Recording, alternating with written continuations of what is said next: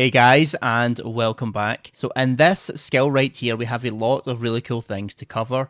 What we're going to be looking at are some of the tools that we're going to be using to configure and repair EXT based file systems. Now, as you recall, we did mention that we have these different types of file systems. We can have EXT2, which is really rarely used nowadays, except for sometimes USB drives may still utilize EXT2, but that was since replaced with EXT3 and then later by EXT4. Now this family of file system, the EXT family, is obviously very widely used, so it is important for us to be able to understand the tools that we can use to, like I say, configure and repair these file systems.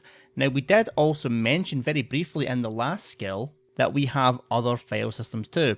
Now, one of those file systems was XFS. Now, XFS was designed for high performance and it was used as an alternative to the EXT style file system. So likewise, it does make sense therefore that we do have different tools to manage and repair XFS based file systems. So we certainly will want to be looking at that and those tools within this skill as well. Now, some other things we're going to have to discuss are looking at removable media. This would be things such as CD-ROMs and USBs, that type of thing. And then we're also going to mention something relating to smart. Now, this is not to be confused with your smartphone or your smartwatch. Smart in this context is a little bit different, but certainly within this skill, we're going to be looking at that too. And then we will be having a look at something called AutoFS, a super cool and efficient tool that you can use with respect to mounting your file systems. So what we are learning within this skill is going to be building upon what we've learned in the previous skill, taking that information and going a little deeper and a little broader. So let's first begin by talking about the EXT file system then. That's where we'll start from. So let's begin then. Now, if you do not recall from the previous skill, what I happened to do is I went and added a new disk to my virtual machine. That means when I run my lsblk-f option, we can see I also have this new disk, disk B here, you see that, SDB. And what I did was I created a partition, in this case partition 1, I made it a primary partition, and then I formatted it with a file system, this time an ext4 file system, so an ext based file system indeed. Now right now you may recall that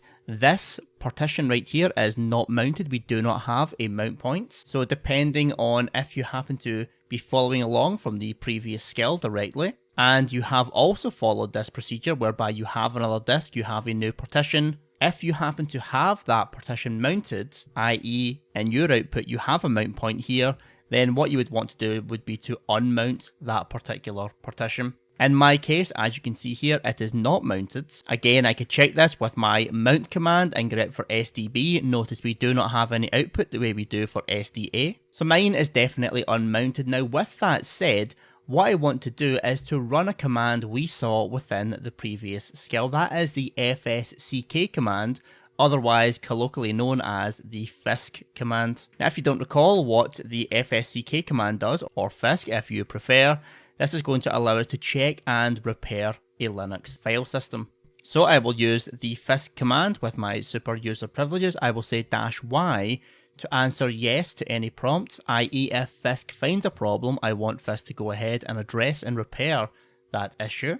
And I will target the partition on my second disk right here. So I will do this right here. We can see here that this is clean. We have no issues at all. Now, we know that this partition happens to be an EXT based file system. We saw this from the output of our lsblk ext4. Now, one thing I want you to notice is what the FISC command is actually doing here. To check this out, what I want to do is I want to locate where the FISC command is actually coming from. So what I will say here is which fsck, and we can see this is actually located at user sbin fisc. So what I want to do here is I actually want to list everything within the sbin directory here. with respect to Fisk. So what I can say is list my S bin directory. Now, if I hit enter, this is going to give me a ton of information, far too much. So what I will do is I will grep for fsck. Now, what I want you to see here are all these different types of options. We have fsck ext2, for example, or ext4, or fat for file allocation table. All of these different file systems. Now here is what is actually happening when we run this fisk command. And this is not just some random trivia I'm telling you, this is something you really want to be remembering for the purposes of the examination.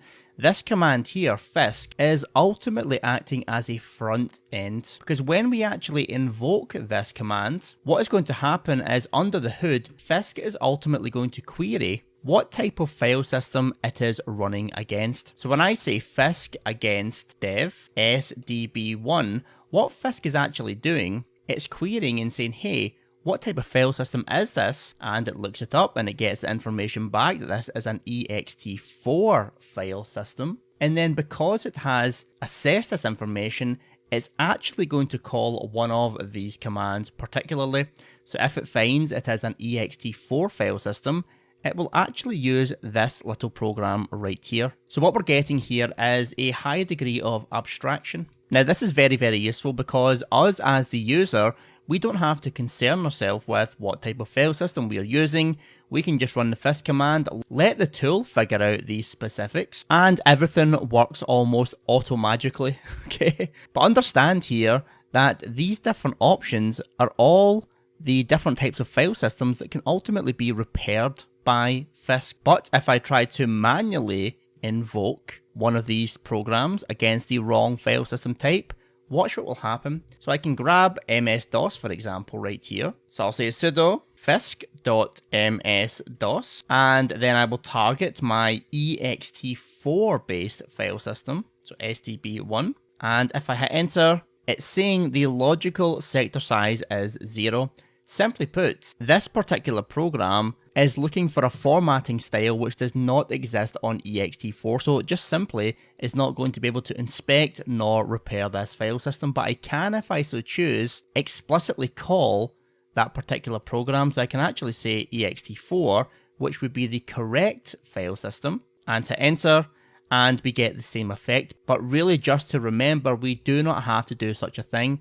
We can just call fisk and fisk will automatically figure this out. Really important concept to be remembering. So I can say sudo fisk against dev sda5, which is mounted. Notice here it's saying this is mounted, cannot continue, aborting. But this begs the question, we have this root file system mounted right here, which is utilizing this disk with this particular file system. How on earth would we be able to scan this then and be able to leverage the ability of fisk to repair this ext4 based file system if there was indeed a problem to solve? So this is a little bit of a problem. Our system ultimately requires that the root file system be mounted, and we can't scan this particular file system because it is mounted. Well, the answer actually lies in something we talked about in the previous skill, and that is in the etc/fs tab file. So let me just quickly show you that one once again. So go into, in fact, let me just say nano with super user privileges, and I'll say fs tab and hit enter. Now you may recall we talked about these different columns here. We have the file system, the mount point, the type, the options, then the dump value, and then the pass value. Now I kind of skipped over dump and pass, but I definitely don't want to skip over pass in this portion right here. So what pass is ultimately going to do is going to allow us to invoke fisk. So really, this value here on the right hand side, this is the priority value. So this value here will mean that indeed the root file system will be scanned by fisk. The thing is, it will be scanned upon a reboot before it actually has been mounted. When it is going to mount it, so to speak, it will run this fisk command. Now, one thing to note here is that this does not mean, and I mentioned this in the previous skill, this absolutely does not mean that every time the file system is booted, the root file system is going to be scanned. Nope. The number here is simply the priority, and if it does have a number that is not 0, then it is going to be scanned by Fisk. However, if I happen to change this value, and I changed it to be 0, this would mean that the root file system would never ever be scanned by Fisk upon reboot. But for now, I will leave it at 1 because I do want it to be checked by Fisk. Now this actually begs the question, if this number does not denote how frequent the check is going to happen, how do we actually make such a decision? How do we actually control how often Fisk is going to check that root file system? Well, the answer lies in the command called tune to fs, and this is another tool that we can use with respect to our EXT based file systems. So let me show you how this works. So let's have a look at tune to fs then and see how this can help us with respect to our EXT based file systems. I will say man tune to fs, and we can see here this is going to allow us to adjust file system parameters on EXT2, 3 and 4 based file systems. So notice this is a tool for the EXT family of file systems. You're not going to be able to use this on something like say XFS. So what I'm going to do here is I'm going to list my current settings. What I shall do is I will say tune to fs-l, and I am forgetting a very important point. I actually have to give as an argument the file system whose settings I want to list. So in this case here, I will just use dev sdb1, and if I hit enter, I am forgetting super user privileges. Clearly I am still asleep, so we'll try again. Type in my password, of course, hit enter, and there we go, a little bit better. Okay, so if we scroll on up to the top here, we can see a whole bunch of information.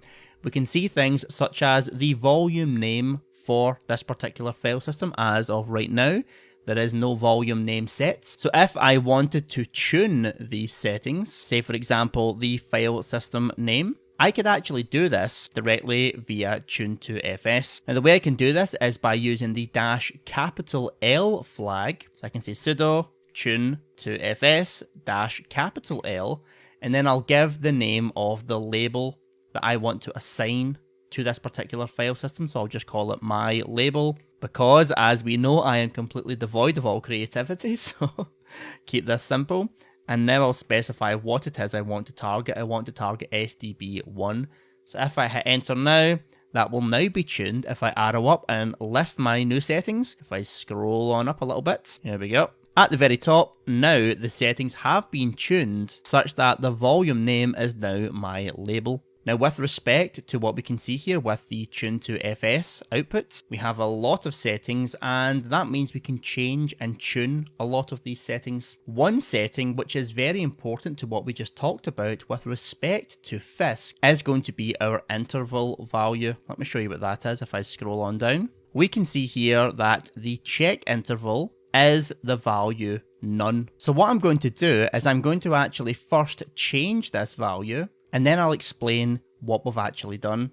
So the way I can actually change this interval is by using the -I flag. Okay, think of I for interval. So I'll say sudo tune to fs-I, and I'll give it a particular value. Now if I happen to say the value 7, this is going to correspond to 7 days, and then I'll give the actual target file system, which will be SDB1. If I hit enter, that will now be changed, and notice here it says 604,800 seconds. What this actually means is that I've given the value 7 days, it's translated it into seconds. This is how many seconds that is. And if I list everything once again, we scroll on up, we can see the check interval is now at 1 week. But what exactly are we talking about with respect to this check interval? Well, this is exactly what we talked about when we were speaking about the pass option within FS tab. So open this, FS tab, here we have the priority value 1, just meaning that Fisk is going to be run against this file system. Now remember, I said this didn't actually dictate when or how often this would happen. We would do it another way. This is what we're doing right now. What we're saying here is that after 1 week, we want to be running the Fisk utility against this particular file system. Now right now this will actually not take effect. Fisk will not check SDB1 because SDB1 is not defined within EXT FS tab. So what I could do here is I could add a particular option. I could say dev SDB1, and let me just mount this in my documents folder. Say for example, it's ext4. I'll give it the defaults, and I'll say 0, and I'll put the pass value to the priority 2. And just before I save this, what I should actually do is give the full path. So that should be home IPv0 documents. So I'll save you and exit. And I will now run the mount-a command, which will invoke fs tab. So now if I say lsblk-f, this file system is now mounted here. And because it is now in fs tab, it will survive multiple reboots. So just like the problem we had with our root directory, how could we run fisk against this? Because now it's going to be mounted every time we have the computer turned on. But like we saw, with our tune2fs now configured, after a week has elapsed, the next reboot that happens, tune2fs will run against SDB1 before it actually is mounted when the system is beginning to boot up. Now, another important point to note here is that we have a maximum mount count of -1. What this means is that the maximum mount count is not in effect. Now, just like with the other options, tune2fs is going to allow us to modify this particular value. I can do so with the -c flag, and now I can specify the maximum mount count. So in this case, I will change it to 5, and then specify the disk I want to target, so SDB1, and then target the particular partition, SDB1. If I hit enter, we've now changed the maximum mount count to 5. I can then list everything once again. Instead, we no longer have -1, we have the mount count of 5, and right now the mount count is 1.